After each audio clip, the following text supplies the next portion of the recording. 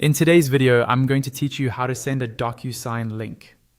We'll walk through how to change a key setting in DocuSign so that instead of sending full documents in self-signed email notifications, DocuSign sends a secure link instead.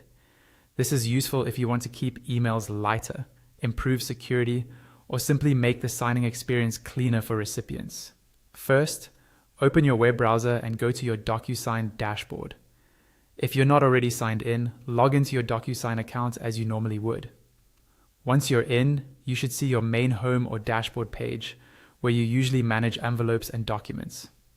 Take a moment to confirm you're in the correct account, especially if you use multiple profiles or environments.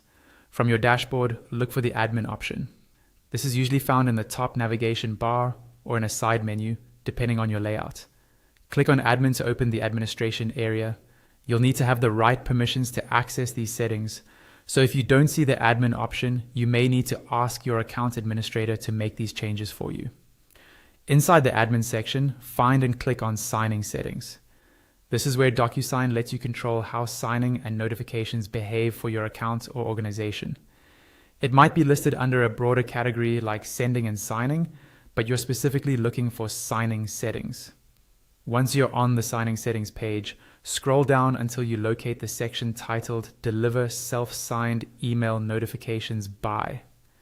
This setting controls how DocuSign notifies you or your users when they sign their own documents. Take a second to read any description text around it so you understand how it works in your particular account. Directly beneath that title, you'll see a drop-down menu. Click on the drop-down and choose the option labeled Link. By selecting Link, you're telling DocuSign to send a clickable link in the notification email instead of embedding other content. This helps keep emails simple and makes it easy for users to access their documents securely through DocuSign. After you've made that selection, don't forget to save your work.